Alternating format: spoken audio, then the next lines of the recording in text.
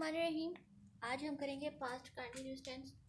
Continuous का हर tense बहुत easy होता है, ये भी हमारे पास पास्ट कंटिन्यूस टेंस का भी बहुत इजी टेंस है। पहले हम देख लेते हैं कि हम उर्दू की पहचान क्या है इसकी। अगर हमें कोई उर्दू का जुमला दिया जाए तो हम कैसे पहचानें कि वह पास्ट कंटिन्यूस टेंस का जुमला है या नहीं है। उर्दू के जुमले के आखिर में अगर रहा था, रही थी, रहे थे आ जाए तो वो जुमला पास्ट कंटिन्यूस टेंस का होगा। दोबारा रिपीट करते हैं कि अगर किसी उर्दू के जुमले के आखिर में रहा था, रही थी या रहे थे वगैरह आ जाए तो वो जुमला किस टेंस का है? पास्ट कंटिन्यूस टेंस का। अब इंग्लिश का जुमला अगर हमें दिया जाए तो हम उसे कैसे पहचानें कि वो पास्ट कंटिन्यूस टेंस का। कंटिन्यूस की हमने पहले बात की थी। कंटिन्यूस का मतलब क्या होता है? First form plus ING. Continuous का मतलब क्या होता है? First form of the verb plus ING. ये ट्रिक आपको याद रखनी है। हर जो कंटिन्यूस का टेंस होगा उसमें कंटिन्यूस का मतलब क्या होता है? First form plus ING. अब इसी को देखिए हम आगे फॉर्म बनाते हैं इंग्लिश सेंटेंस की। सेंटेंस में तीन चीज़ें लाजिम होती हैं: सब्जेक्ट, ऑब्जेक्ट और वर्ब। सब्जेक्ट पहले होता है, ऑब्जेक्ट लास्ट में। दरम्यान में ऐसी कौन सी चीज़ें आएंगी? कंटिन्यूस का वर्ब की अब यहाँ पे कौन सी फॉर्म यूज होगी? कंटिन्यूस आ गया तो कौन सी वर्ब की फॉर्म यूज होगी? First form of the verb और उसके साथ आईएनजी। तो first form of the verb plus ING. अब यहाँ पे ऐसी कौन सी चीज़ आएगी जिससे हमें पहचान सकें कि वो पास्ट कंटिन्यूस टेंस के? क्योंकि प्रेजेंट कंटिन्यूस में भी फर्स्ट फॉर्म यूज हो रही थी, उसके साथ आईएनजी भी यूज होता है। लेकिन यहाँ पे ऐसा कौन सा हेल्पिंग वर्ब यूज़ करें जिससे पहचान में आ जाए कि ये पास्ट का कंटिन्यूस है? तो हेल्पिंग वर्ब इसमें यूज होते हैं was, were. Was, were. Was वर का इस्तेमाल कैसे है? वाज ही शी इट या फिर सिंगुलर नाउन अगर सब्जेक्ट में आ जाए, सब्जेक्ट में अगर ही शी इट या फिर सिंगुलर नाउन आ जाए तो उसके साथ क्या लगेगा? वाज। और अगर सब्जेक्ट में वी, दे, यू आ जाए या फिर प्लूरल नाउन आ जाए तो उसके साथ वर यूज हो जाएगा। ठीक है, एग्जाम्पल देख लेते हैं हम एक। वो काम कर रहा था, वो काम कर रहा था,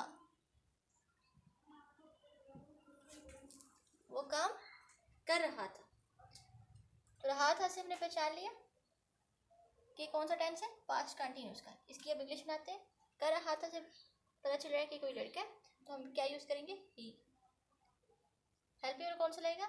सिंगुलर है ही तो वॉज लगेगा, ही वॉज। वर्ब की फर्स्ट फॉर्म यूज करनी है। काम कर रहा था तो वर्क, और फर्स्ट फॉर्म के साथ क्या लग जाएगा? I N, he was working. ठीक है, इस तरह ये तो हो गया इम्पेरेटिव सेंटेंस क्योंकि ये सादा जुमला है, डायरेक्ट में बात हो रही है। अब इसका नेगेटिव हम कैसे बनाएंगे?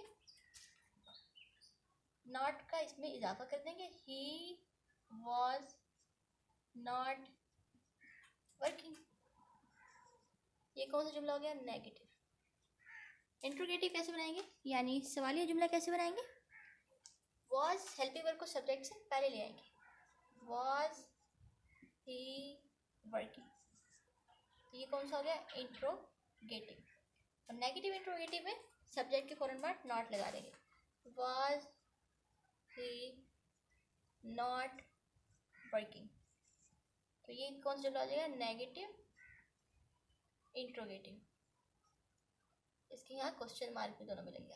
क्वेश्चन मार्क लगाना जरूरी है। अच्छा, ये तो हमने इसी एग्जाम्पल कर दिया और हमें समझ में आ गया। अब हमने पता लगाना है कि ये टेंस हम कहाँ कहाँ इस्तेमाल, किन किन जगहों पर इस्तेमाल करते हैं। ये टेंस हम किन किन जगहों पर इस्तेमाल कर सकते हैं। पहला तो ऐसा काम जो माजी में जारी रहा हो, वो काम जो पास्ट में जारी रहा हो। जैसे बाहर बारिश हो रही थी, फर्स्ट हमारी क्या किन जगह पे किस जगह पे इस्तेमाल होगा? ऐसा काम जो माजी में जारी रहा। जारी रहा। ठीक है, एग्जाम्पल हमने देख ली कि बाहर बारिश हो रही थी, तो इसका सेंटेंस कैसे बनेगा? It was raining outside, it was raining outside. ठीक, एक तो यहाँ इस्तेमाल होगा पास्ट कंटिन्यूस टेंस। दूसरी किस जगह पे इस्तेमाल होगा पास्ट कंटिन्यूस टेंस? अगर जब एक काम हो रहा हो, दूसरा फौरन उसी वक्त ही वक़्फ़ पज़ीर हो जाए। कहाँ पे इस्तेमाल होगा? कि जब एक काम हो रहा था, दूसरा उसी वक्त वक़्फ़ पज़ीर हो जाए।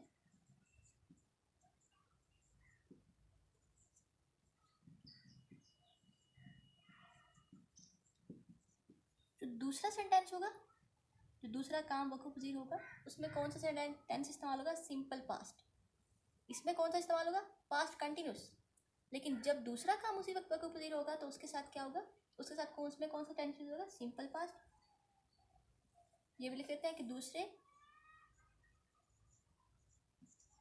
काम में सिंपल पास्ट यूज होगा। ये बात जरूर याद रखनी है। एग्जाम्पल देख लेते हैं।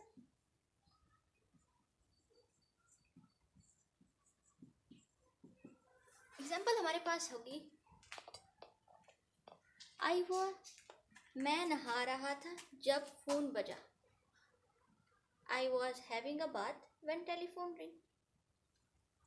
मैं नहा रहा था जब फोन बजा। तो ये सेंटेंस कैसे बनेगा?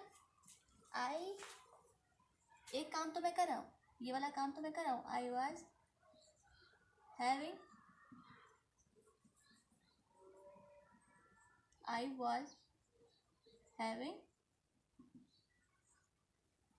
a bath when telephone ring. अब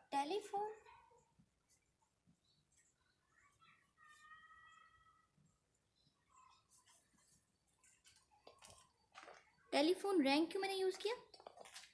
क्योंकि ये काम तो मैं कर रही थी उस वक्त। I was having a bath, मैं उस वक्त ये काम कर रही थी। पर जब फ़ोन बजा, ये दूसरा काम उसी वक्त वक़्फ़ पज़ीर हुआ। पहला काम तो ये हो रहा था कि मैं नहा रही थी, दूसरा काम उसी वक्त वक़्फ़ पज़ीर हुआ, तो उसमें हमने कौन सा सेंटेंस इस्तेमाल किया? Simple past. रिंग को हमने सेकंड फॉर्म में यूज़ कर दिया। सिंपल पास्ट में second form of the verb इस्तेमाल होती है। तो इसी तरह आगे जो इस तरह के सेंटेंस होंगे कि अगर एक काम हो रहा हो और दूसरा भी इसके साथ हो जाए, तो दूसरा जो सेंटेंस होगा उसमें हम सिंपल पास्ट यूज़ करेंगे। ये था पास्ट कंटिन्यूस टेंस का इस्तेमाल। उम्मीद है ये आप लोगों को समझ आ गई होगी। अगर इसमें कोई भी मुश्किल लगा हो तो आप मुझे कमेंट्स में सवाल करके पूछ सकते हैं, और मेरे चैनल को सब्सक्राइब करें ताकि आपको आने वाली तमाम वीडियो जल्द अज जल्द मिल सकें। अल्लाह हाफ़िज़।